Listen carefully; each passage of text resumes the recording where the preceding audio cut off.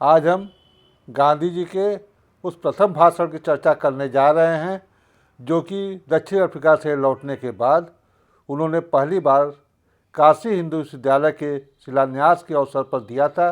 यह भाषण उनकी निर्भीकता का प्रतीक है, निडरता का प्रतीक है और यह बतलाता है कि सामने चाहे कितनी भी बड़ी शक्ति बैठी हो, चाहे कोई भी हो, अपनी बातों को निडरता के साथ किस तरह से रखा जाता है। महात्मा गांधी 9 जनवरी 1915 को दक्षिण अफ्रीका से 21 वर्ष बाद हमेशा के लिए भारत लौट आए। भारत में उनके राजनीतिक गुरु श्री गोपाल कृष्ण गोखले जी थे, जिन्होंने उनसे कहा कि जब तक कि वे भारत को अच्छी तरह से समझ न लें, वे कोई सार्वजनिक वक्तव्य नहीं देंगे, कोई सार्वजनिक हस्तक्षेप नहीं करेंगे, क्योंकि भारत को वे कायदे से अभी जानते नहीं हैं, पहचानते नहीं हैं। 14 जनवरी 1916 में बसंत पंचमी के दिन काशी हिंदू विश्वविद्यालय का शिलान्यास होता है।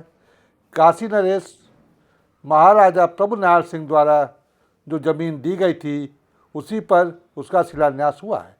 यह फिरंगी हुकूमत के तत्कालीन वायसराय लॉर्ड हार्डिंग्स ने काशी हिंदू विश्वविद्यालय का शिलान्यास किया था। इस कार्यक्रम में महामना मदन मोहन मालवीय जी ने, जिन्होंने काशी हिंदू विश्वविद्यालय की स्थापना की थी, गांधी जी को भी बुला लिया था। एक तरह से गांधी भारत में नवागंतुक थे, नए थे। यहाँ के राजनीतिक परिदृश्य पर उनकी कोई बड़ी हैसियत नहीं थी। हाँ, यह जरूर है कि दक्षिण अफ्रीका में उन्होंने जो किया है उसके कारण वो कौतूहल के केंद्र थे, जो कि दक्षिण अफ्रीका में उन्होंने एक संघर्ष करने के बाद वापस लौटे थे। दरभंगा के महाराजा सर रामेश्वर सिंह ने उत्सव की अध्यक्षता की थी। इस कार्यक्रम में गणमान्य राजा महाराजा, राजकुमार, नवाब, तालुकेदार, हाकिम, हुक्काम, अमीर उमराव आदि बैठे हुए थे तथा देश के अनेक गवर्नरों, वायसराय, अनेक शिक्षाविद, वैज्ञानिक, एक समाजसेवी भी वहाँ उपस्थित थे। मंच के नीचे छात्रों और स्थानीय नागरिकों का हुजूम लगा हुआ था। अगले दिन सेंट्रल हिंदू कॉलेज में के सभागार में जो विशिष्ट बैठक होती है और उसमें एनी बेसेंट के व्याख्यान के बाद गांधी जी को बोलने के लिए आमंत्रित किया जाता है। गांधी जी चाहते थे कि वो अपना भाषण हिंदी में पढ़ें, लेकिन उन्हें अंग्रेजी में बोलने के लिए दबाव दिया जाता है। इससे उन्हें बड़े दुखी रहते हैं। गांधी जी ने अपने भाषण को अंग्रेजी में देते हुए उनमें इस बात से लज्जा तथा सम्मान का भाव पैदा हो रहा है कि उन पर अपने देशवासियों को किसी विदेशी भाषा में संबोधित करने के लिए दबाव डाला गया। यह स्पष्ट रूप से वो कहते हैं। उन्होंने अपनी भाषण में कहा कि जिन महाराजा महोदय ने कल के समारोह की अध्यक्षता की थी, उसमें उन्होंने भारत के गरीबी की चर्चा की थी। महात्मा गांधी बैठक में मौजूद नरेशों और सीमानों की ओर मुखातिब हो जाते हैं और मुखातिब होकर कहते हैं कि जिस सामियाना में वायसराय द्वारा शिलान्यास समारोह चल रहा था, वहाँ हमने क्या देखा?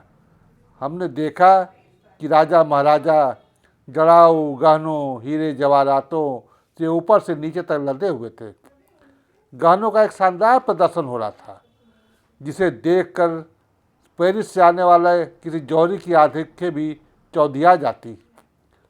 जब मैं गहनों से लदे उन अमीर उमरावों को भारत के लाखों गरीब आदमियों से तुलना करता हूँ, तो मुझे लगता है कि इनमें गरीबों का खून है। वह इन रईसों से कहते हैं गांधी जी कि जब तक आप अपने जेवरात उतार नहीं देते और उन्हें गरीबों की धरोहर मानकर नहीं चलते, उसमें बांट नहीं देते हैं, तब तक भारत का उद्धार नहीं होगा और वह स्वतंत्र नहीं होगा। गांधी के वक्तव्य से सभागार में हलचल मच जाती है। लोग क्रुद्ध होने लगते हैं, राजे रजवाड़े उठकर जाने लगते हैं। ये वही राजे रजवाड़े थे जिन्होंने मालवीय जी को काफ़ी धनराशि विश्वविद्यालय के लिए दान दिया था। इन्हीं के सहयोग से विश्वविद्यालय की स्थापना हो रही थी। एनी बेसेंट उन्हें रोकती हैं वे गांधी को भी भाषण में 2-3 बार बीच में टोकती हैं, लेकिन सभागार में मौजूद लोग कहते हैं कि गांधी को बोलने दिया जाए। गांधी जी ने समा बांध दिया था। इस पूरे घटनाक्रम में हमें जो चीज़ गांधी से सीखनी चाहिए वह है निर्भयता का सतत अभ्यास। वह कितने निर्भय थे। स्वराज के बारे में बोलते हुए गांधी जी कहते हैं कि जहाँ तक मैं अंग्रेज़ों शासकों को समझता हूँ, वह चाहे जितना दिखावा करे स्वतंत्र प्रेमी होने का, वह चाहे जितने स्वतंत्र प्रेमी क्यों न हो, फिर भी स्वतंत्रता प्राप्त के लिए स्वयं परिश्रम न करने वालों को वह कभी स्वतंत्रता देने वाला नहीं है। कोई भी कागजी कार्रवाई हमें स्वराज नहीं दे सकती। धुआंधार भाषण पर चर्चा हुए कहते हैं कि धुआंधार भाषण हमें स्वराज के योग्य नहीं बना सकते। वह तो हमारा अपना आचरण है जो हमें स्वराज के योग्य बनाएगा। यदि किसी दिन स्वराज आएगा तो अपने पुरुषार्थ से ही मिलेगा। इस प्रकार गांधी जी यहीं नहीं रुकते हैं। गांधी जी वायसराय की ओर मुखातिब हो जाते हैं और मुखातिब होकर कहते हैं कि वो आज मैं बनारस में घूम रहा था। वो जिस भी शहर जाते थे वहाँ घूमते थे। शाम को पूरा शहर सशस्त्र पुलिस बलों की छावनी में तब्दील था। जगह जगह पर पुलिस का पहरा था। खुफिया विभाग के लोग भी तैनात थे। आम लोग भारी खौफ में थे, डरे हुए थे। गांधी जी उन लोगों से बात करते हैं। वो कहते हैं कि बात करने पर पता चला कि आज बड़े लाट साहब इस शहर में पधारे हैं। उनकी जान की हिफाजत के लिए ये सब इंतजाम किए गए हैं। गांधी जी ने भरी सभा में कहा कि इस गरीब देश को इतना महंगा वायरसाय नहीं चाहिए। यही साथियों आज की भी यही स्थिति है। इससे आप तुलना करिएगा। हिंदुस्तान के बड़े लाट न रहे हैं यह मुझे पसंद है, लेकिन इस तरह पुलिस के रंगरूटों को बनारस की सड़कों पर खड़ा रखकर हिंदुस्तान की जनता और हिंदुस्तानियों की इंसानियत को कुचला जाना मुझे पसंद नहीं है। महात्मा गांधी जब ये बोल रहे थे तब सभागार के अंदर और बाहर पुलिस बल के सशस्त्र जवान और भारी अफसर तैनात थे। साथियों, क्या आज की स्थिति ऐसी ही नहीं है? जब हमारे नेता लोग निकलते हैं तो यह स्थिति नहीं होती है। उनकी कड़ी सुरक्षा पर लताड़ते हुए कहा, ऐसे मर मर के जीने से बेहतर तो मर जाना है। ऐसे मरने से वायसराय को ज़्यादा फायदा होगा। उन्होंने वायसराय को ललकारते हुए कहा, मैं ये घोषणा करते हुए जरा भी नहीं हिचकूंगा कि अंग्रेज़ों को यहाँ से भगा देना चाहिए। ये देखिए गांधी जी की हिम्मत। और वो कहते हैं कि और अपने इस विश्वास के लिए अपनी जान देने से भी पीछे नहीं हटूंगा। हमें ईश्वर को छोड़कर किसी से भी डरने की जरूरत नहीं है। गांधी ये ख्याल नहीं करते हैं कि वे अभी भारत में नए नए आए हैं, सार्वजनिक जीवन उन्हें शुरू करना है और ये सब अत्यंत प्रभावशाली लोग हैं जिनकी समाज में एक इज्जत है। ये भारी भरकम लोग हैं। एनी बेसेंट की अपनी आभा है। गांधी स्पष्टता से अपनी बात कर रहे हैं जो समाज के प्रभावशाली तबके को नाखुश कर सकती है। आज के समय में लोग बोलने से डर रहे हैं साथियों। डरते हैं कि प्रशासन कोई कार्रवाई न कर दे। आज उसी देश के गांधी के देश में 80% लोग 5 किलो अनाज पर जी रहे हैं और दूसरी ओर उद्योगपतियों की संपत्ति बेतहाशा बढ़ रही है। हम देखते हैं कि अमीरों और गरीबों के बीच की खाई लगातार बढ़ती जा रही है। नेता लाखों के सूट पहन रहे हैं, महंगी गाड़ियों के काफिले में चल रहे हैं, उनकी सुरक्षा पर लाखों करोड़ों खर्च हो रहा है। हमें यह पूछने की हिम्मत नहीं है इन नेताओं से कि ये पैसे कहाँ से आ रहे हैं। यह जनता का पैसा है। आज लगभग 110 साल बाद भी स्थिति में कमोबेश कोई बदलाव नहीं आया है।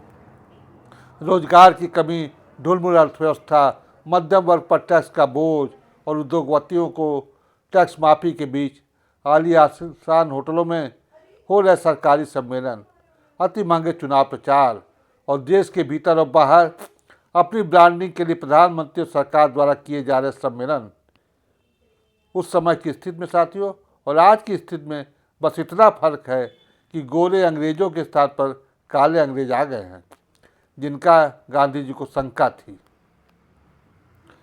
जिन मुद्दों को गांधी जी ने अतीत में उठाया वह आज भी अनसुलझे हुए हमारे सामने खड़े हैं साथियों, और उनका महत्व अभी भी कम नहीं हुआ है।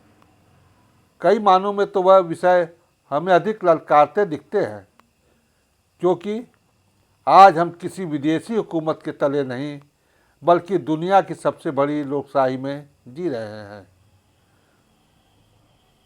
तो साथियों, क्या गांधी जी को सोशल मीडिया पर, व्हाट्सएप, फेसबुक, ट्विटर, इंस्टाग्राम पर दिन रात कोसने वाले लोग अपने चहेते नेताओं से इस ज्वलंत बिंदुओं पर सवाल कर सकते हैं या उनके सामने उनकी आलोचना कर सकते हैं? कतई नहीं। अगर नहीं तो उन्हें गांधी जी के नाम पर सोशल मीडिया पर पार्टी करने या गोबर करने का कोई अधिकार नहीं है। हम लोग सोचने पर मजबूर है कि क्या गांधी, भगत सिंह, चंद्रशेखर आज़ाद, सुभाष चंद्र बोस सहित तमाम स्वतंत्रता सेनानियों ने इसी सब के लिए अपनी शहादत दी थी? सोचिएगा जरूर। जय हिंद, जय भारत।